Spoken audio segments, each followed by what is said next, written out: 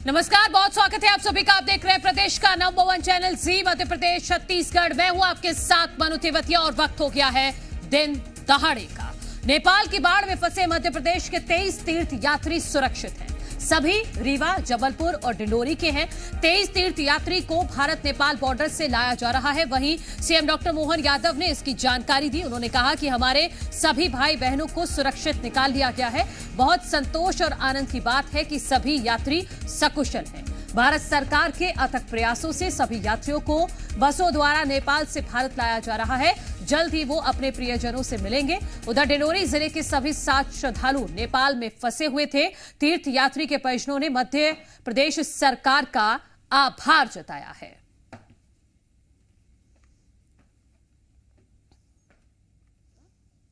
तो नेपाल में फंसे मध्य प्रदेश के सभी श्रद्धालुओं की वापसी हो रही है और ये पहली तस्वीर आप देख सकते हैं। ये इसी बस में सभी श्रद्धालु एक साथ मध्य प्रदेश वापस लौट रहे हैं। बॉर्डर में पहुंचेंगे, देखते हैं कितने बजे तक पहुंचेंगे। फिर कंसोली बॉर्डर से फिर हम सभी लोग मध्य प्रदेश प्रशासन के माध्यम से अपने अपने गृह जिला तक पहुंचने का प्रयास करेंगे। हरे कृष्ण। हम सभी लोग भगवान श्री पशुपतिनाथ की कृपा से हम सभी लोग अब मध्य प्रदेश भारत की ओर रवाना हो गए हैं और अभी हम लोग सभी लोग कंसोली बॉर्डर में पहुंचेंगे।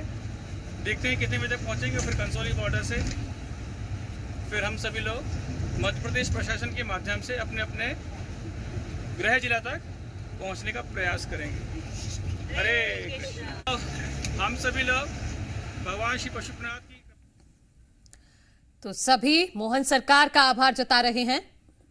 हमारे कोई भी यात्री कहीं भी फंसा हो, यशस्वी प्रधानमंत्री के नेतृत्व में हमारी सरकार ने सदैव चिंता की और मुझे इस बात का संतोष है। हमने जैसे ही भारत सरकार के अधिकारियों के माध्यम से नेपाल के लोगों से संपर्क किया और वो हरकत में आए और हमने अपने एक एक तीर्थ यात्री की चिंता की है।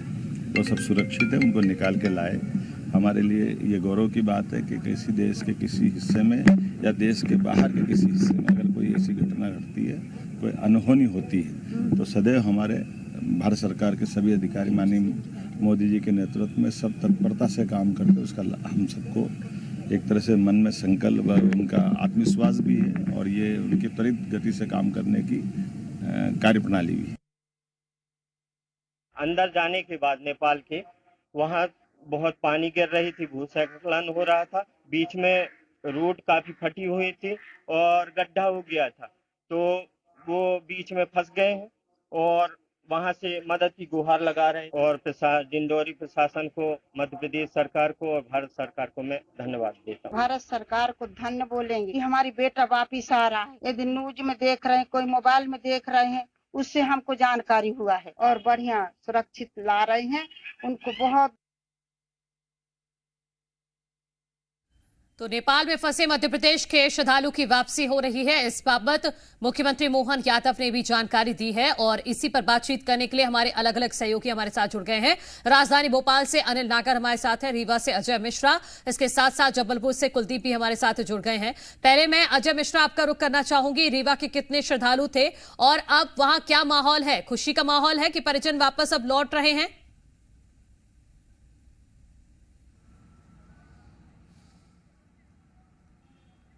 अजय, आवाज आ रही है आपको? यार बोलेगा। ठीक है, अजय के पास मैं लौटूंगी। कुलदीप के पास चलते हैं, जबलपुर से हमारे सहयोगी जुड़े हुए हैं। कुलदीप, आपको आवाज आ रही है? अनम्यूट कर लीजिएगा, आपकी आवाज हम तक नहीं पहुंच पा रही। कुलदीप, और बताइएगा कि वहां के कितने श्रद्धालु थे जो वापस लौट रहे हैं मध्य प्रदेश? 6 श्रद्धालु जो हैं वो नेपाल तीर्थ यात्रा पर गए थे और यहाँ पर वो जो है श्रद्धालु नेपाल में फंस गए थे, जिसके बाद उन्होंने एक वीडियो संदेश अपने पड़ोसियों को जारी किया था और उन्हें बताया था कि वो कहाँ पर फंस गए हैं और कावरा नाम की जगह जो बता रही है जहाँ पर वो फंसे हुए थे। और बाढ़ जब आई थी तो उसमें जो आसपास की पुलिया और रोड है वो बह गई थी, जिसके बारे में उन्होंने स्थानीय प्रशासन को भी जानकारी दी थी, जिसके बाद उनका रेस्क्यू करके नेपाल के पास एक धर्मशाला में वहां पर ले जाकर उनको ठहराया गया है और वहां से उसके बाद उनको वापस जबलपुर लाने की कोशिश की जा रही है। जो प्रशासन है वो इसके लिए लगातार कोशिश कर रहा है। साथ ही जबलपुर कलेक्टर ने भी एक नंबर जारी किया है कि यदि इस तरह के कोई यात्री फंसे हुए हैं तो उसके बारे में जानकारी दी जा सकती है। जी ठीक है, ठीक है, मैं आगे आपके पास आऊंगी, वो नंबर भी हम आपसे जानेंगे। अजय, आपका मैं रुख करना चाहूंगी, वहां के कितने श्रद्धालु थे ये भी जानकारी दीजिएगा, और जिनके परिजन वापस लौट रहे हैं वहां पर किस तरह की तैयारी है उनके स्वागत के लिए? संभावना जताई गई है कि रीवा से 8 श्रद्धालु ऐसे हैं जो नेपाल गए थे पशुपतिनाथ के दर्शन करने। अचानक बारिश होती है और बहाव ज्यादा होने के चलते रास्ते पुल बह जाते हैं। इस दौरान 8 श्रद्धालु ऐसे हैं रीवा के जो वहां फंसे हैं। जिला प्रशासन कलेक्टर प्रतिभा पाल ने कल एक बयान जारी किया, उसमें नंबर दिया है और कहा है कि संबंधित थाना या जिला अधिकारी या संबंधित किसी भी प्रशासनिक अधिकारी के पास आप संपर्क करें और जानकारी दें। अगर नेपाल कोई रीवा का श्रद्धालु गया है और वो फंस गया है तो प्रशासन के संपर्क में आए और उसके बारे में पूरी जानकारी अवगत कराए, उसकी मदद की जाएगी। फिलहाल प्रशासन अभी इस बात की पुष्टि नहीं कर पाया है कि कौन वो लोग हैं जी जो नेपाल में फंसे हुए हैं। ठीक है अजय, भोपाल से हमारे सहयोगी अनिल नागर जुड़े हुए हैं। अनिल, आप मोहन सरकार के किस तरह के प्रयास रहे हैं इन 23 श्रद्धालुओं को वापस मध्य प्रदेश लाने में, इस बाबत जानकारी दीजिएगा।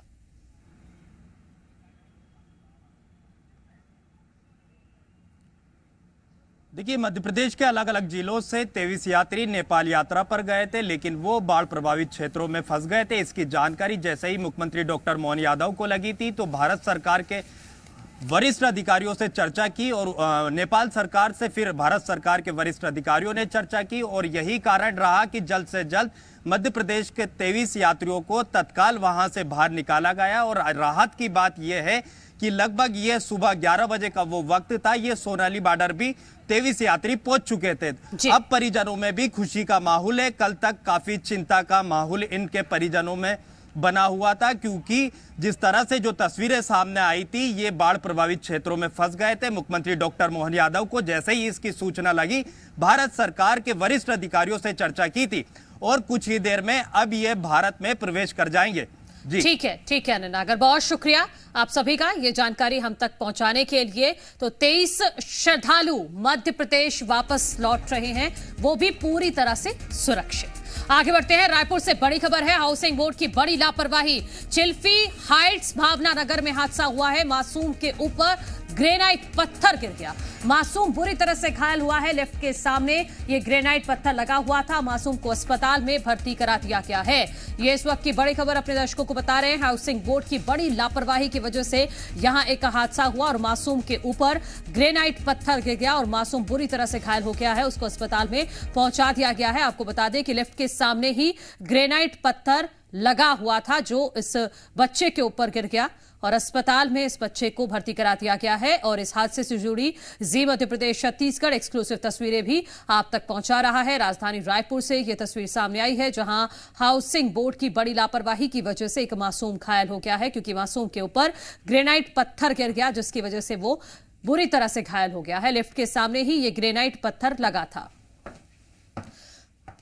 हमारे सहयोगी राजेश निषाद जुड़ गए हैं। राजेश, हाउसिंग बोर्ड की इतनी बड़ी लापरवाही, इस मासूम की जान भी जा सकती थी। बिल्कुल निश्चित तौर पे बड़ी लापरवाही है और इनकी लापरवाही का खामियाजा अब एक मासूम को भुगतना पड़ रहा है। देखिए, गंभीर रूप से मासूम घायल है, जिसकी उम्र महज 12 साल बताई जा रही है। देखिए, लिफ्ट के पास ऊपर में ही वहीं पे ग्रेनाइट का पत्थर था और वो सीधे तौर पे बच्चा जो वहां पे खेल रहा था उसके सिर पे ये पत्थर जो है नीचे आकर के गिरा और सीधे तौर पे मासूम घायल हो चुका था। आनन फानन में तत्काल प्रभाव से आस पड़ोस के लोगों ने बच्चे को निजी अस्पताल में भर्ती कराया है, जहां गंभीर हालत में बच्चे का उपचार किया जा रहा है। डॉक्टरों की टीम मुस्तैद है, लेकिन जिस तरह से लापरवाही निकल के सामने आ रही है, वो कई तरह के सवाल भी हाउसिंग बोर्ड सोसाइटी के ऊपर खड़े कर रहे हैं। हालांकि देखिए, अभी उपचार किया जा रहा है। खमारडी थाने की पुलिस अब इस मामले की जांच में भी जुट गई है। जी ठीक है राजेश, बहुत शुक्रिया आपका तमाम जानकारी हम तक पहुंचाने के लिए।